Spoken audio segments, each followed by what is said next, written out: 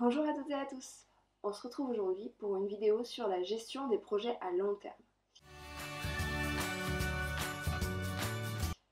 Pourquoi je fais cette vidéo? Je ne sais pas si vous avez vu, mais j'ai fait un vlog d'écriture il y a quelques semaines de ça et qui date en fait de ma période de début mai, où je vous expliquais un petit peu que la difficulté que j'avais en ce moment, c'est que j'avais un max de différents projets en cours sur le feu, des projets à long terme, et des fois c'était assez compliqué de devoir de m'organiser et de tenir un petit peu la distance. Donc cette vidéo va s'organiser en trois parties. Partie 1, on va parler un petit peu des différentes frustrations qui peuvent naître d'un projet à long terme qui ne se finissent pas. La deuxième partie, ça va être sur comment canaliser un petit peu et comment gérer des projets sur le temps long. Et en troisième partie, je vais vous parler un petit peu du multiprojet en écriture. Parce que moi, j'écris énormément de textes en même temps et je travaille sur énormément de projets d'écriture en même temps. Et c'est ce qui est difficile parfois et c'est ce qui m'a fait donner envie de faire cette vidéo, à la fois pour vous, mais aussi un petit peu pour moi, pour me rappeler un petit peu des solutions que j'avais quand je me sens un petit peu sous l'eau. Voilà. Alors, passons tout de suite à la première partie. Il y a plusieurs types de frustrations qui peuvent naître d'un projet à temps long. La première frustration que je vois, elle est assez simple, c'est tout simplement que le projet va mettre longtemps avant de se dessiner réellement. C'est-à-dire qu'entre le premier mot que vous allez poser de votre roman et le moment où vous allez tenir votre roman dans les mains, il peut se passer entre peut-être 1 an et 10 ans. Donc forcément, ça peut être assez frustrant, surtout quand on est un petit peu impatient, et j'en fais partie, de voir le projet se dessiner, mais tout lentement. Et c'est d'autant plus vrai quand il y en a plusieurs des projets en même temps. Parce que du coup, forcément, vous n'allez pas pouvoir mettre tout votre temps sur le même projet et les projets vont mettre encore plus longtemps à se dessiner. Et c'est ce qui peut être très frustrant. Une autre frustration, bien sûr, qui peut naître de ça, c'est tout simplement la frustration d'avoir l'impression de ne pas avoir le temps, de toujours courir après le temps, de ne pas avoir assez de temps à consacrer à ces différents projets, de ne pas avoir assez de temps de façon générale et de ne pas être assez investi dans ces projets. Moi, par exemple, c'est vrai que comme j'ai pas mal de projets à titre professionnel et à titre personnel, j'ai toujours un petit peu l'impression que je me consacre pas assez à ce que je devrais faire. Et je me dis toujours, bah oui, mais c'est un peu de ta faute, tu te lances toujours dans des projets à non plus finir. Et au final, tu te retrouves un peu perdu au milieu des trucs. Et c'est ta faute en fait. Enfin, tu pourrais faire autrement. Donc voilà, ça c'est un petit peu les frustrations que j'ai et que vous ressentez certainement. Vous pouvez me dire en commentaire si vous en ressentez d'autres liés au projet à long terme et liés au fait de cumuler plusieurs projets à long terme. Et maintenant, on va passer sur la partie sur gérer tout ça. Premier point de la gestion finalement de tout ça, j'ai envie de dire, et c'est la chose sur laquelle je travaille quand même un petit peu, c'est vraiment l'acceptation. C'est-à-dire qu'en fait, moi je me rends compte, je sais pas vous, mais moi je me rends compte que si j'ai qu'un seul projet à la fois, je m'ennuie. Et finalement, si j'ai qu'un seul projet à la fois, ça n'arrive jamais, parce que c'est pas mon caractère en fait. Et du coup, à un moment, il faut juste que j'accepte que oui, je suis toujours en train de faire 40 trucs à la fois, et oui, j'ai toujours plusieurs projets à la fois, mais en vrai, c'est aussi ça qui me permet d'avancer, et c'est aussi ça qui me permet de tendre vers la réussite de ces projets différents. Parce que si j'en avais qu'un seul, en fait, ça n'existe pas en fait. Moi, avec un seul projet, ça n'existe pas. Donc voilà, je pense qu'à un moment, il faut que je me mette ça en tête et il faut que j'accepte que voilà, il n'y a pas de si pour une fois je faisais qu'un seul truc à la fois, peut-être que j'y arriverais mieux, peut-être que ça serait plus efficace. Parce qu'en fait, non, en fait, c'est pas comme ça que je suis faite, c'est pas comme ça que je fonctionne et c'est pas grave, en fait. Et il faut juste que j'accepte et que j'apprenne à gérer le fait d'avoir toujours plein de projets en même temps. Et finalement, je le fais puisque j'ai pas mal d'outils pour le faire. Et donc, par exemple, allons-y. Donc, par exemple, moi, j'ai tout ce qui est, d'une part, to-do list. Là, c'est plus pour gérer un peu mon quotidien et pour gérer le bazar des idées au quotidien. Mais sur les projets à long terme, la to-do list, elle n'est pas forcément utile. Parce que à long terme, tu paumes ta to-do list. Hein, quoi. Clairement, c'est le truc, elle traîne sur ton bureau et en fait, sur des projets qui durent 3 4 ans, la to-do list, voilà. Donc les projets, enfin, Et to-do list, c'est pas forcément ce que je vous recommande à long terme, c'est plus ce que j'utilise au quotidien pour gérer mon quotidien. Ce que je vais plus utiliser à long terme, c'est la technique du un carnet par projet. Ça, c'est vraiment le truc que j'utilise pour écrire, mais pour un peu tout. C'est-à-dire que pour mes activités de YouTube ou de blog, c'est tous des trucs où en fait j'ai un carnet qui me suit tout le temps, de façon à, dès que j'ai une nouvelle idée qui concerne ce truc-là, ça va au même endroit et comme ça je ne le perds pas. Euh, dans la même idée, qui fonctionne assez bien, j'utilise l'application Trello. Je vous en mettrai 2-3 captures d'écran et sinon de toute façon je vous mettrai un article en barre d'infos sur Trello puisque je vous ai expliqué très récemment comment j'utilisais Trello pour gérer mon blog et je vous avais aussi fait un article un peu plus vieux sur comment utiliser Trello pour gérer votre roman. Autre moyen, là c'est plus pour avancer sur les différents projets parce que le souci quand on a plein de projets différents à long terme, c'est qu'on se retrouve très souvent à être perdu entre ces projets et que finalement on n'avance plus ou alors on se consacre à un seul et on oublie un peu les autres.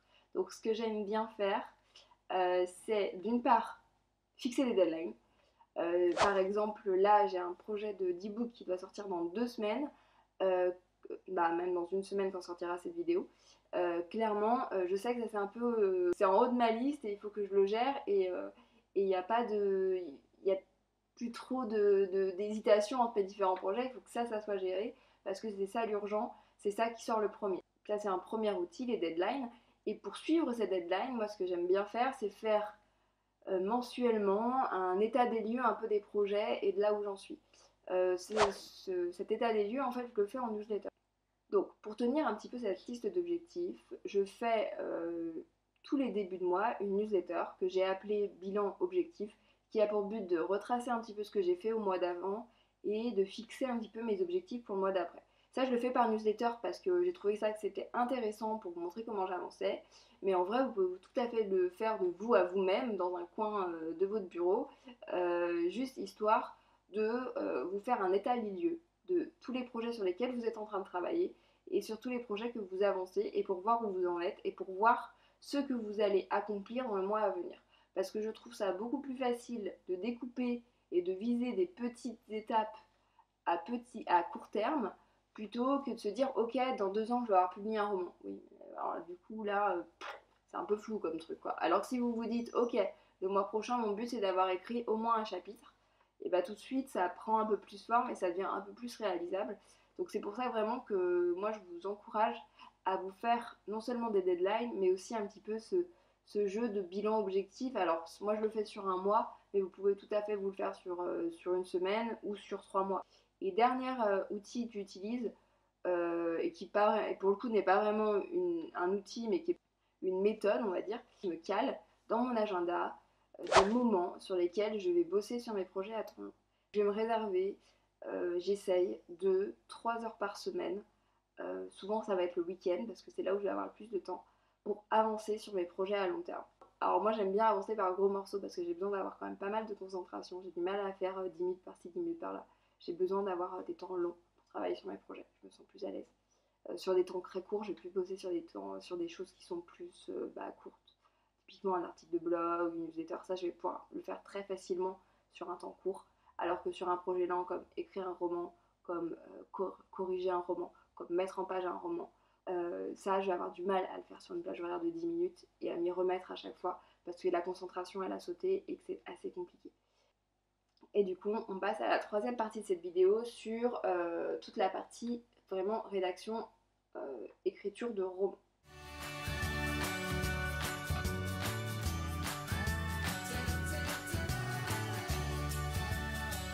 Donc, moi, il faut savoir que j'ai jamais un seul projet, vous l'avez peut-être compris depuis le début de cette vidéo, mais j'ai jamais un seul projet de roman en même temps.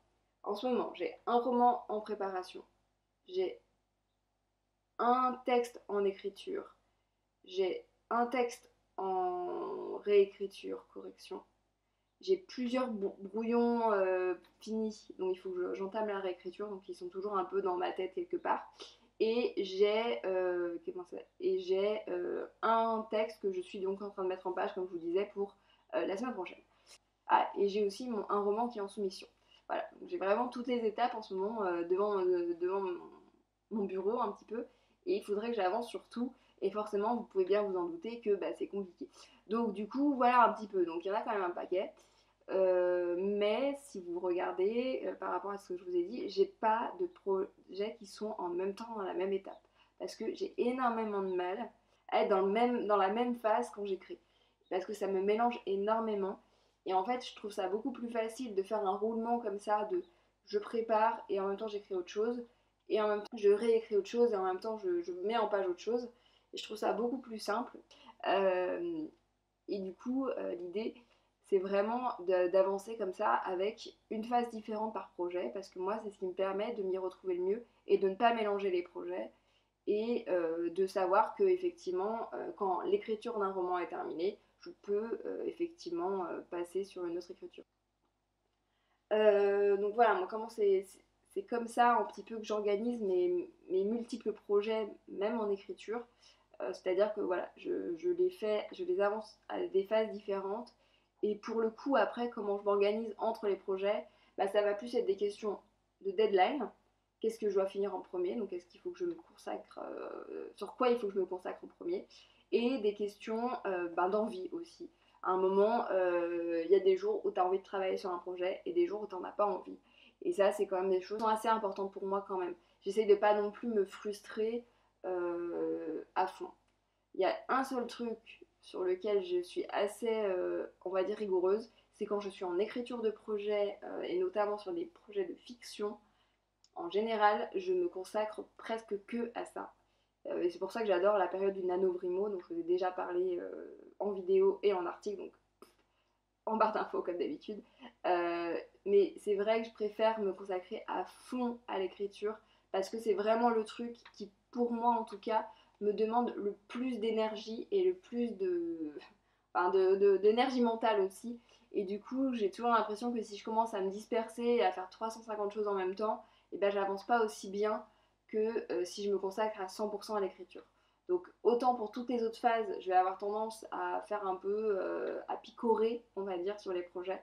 Autant quand je suis vraiment en phase d'écriture, je le fais à fond. Donc voilà, je vous ai à peu près tout dit sur ma façon à moi de gérer le multiple projet et le projet à temps long, puisque c'était une vidéo qui regroupait un petit peu ces deux aspects. J'espère que ça vous aura intéressé. N'hésitez pas à me dire, vous, en commentaire, comment vous gérez ça. Est-ce que vous êtes plutôt du style à vous focuser, j'avais envie de dire, mais c'est pas très français, vous centraliser sur un seul projet, ou si vous avez tendance à faire un peu comme moi, à papillonner et à picorer entre vos différents projets, dites-moi, ça m'intéresse. Et bah avant de partir, n'hésitez pas à mettre un petit pouce bleu ploup, par ici, et puis je vous dis à très très vite pour une prochaine vidéo. Bye!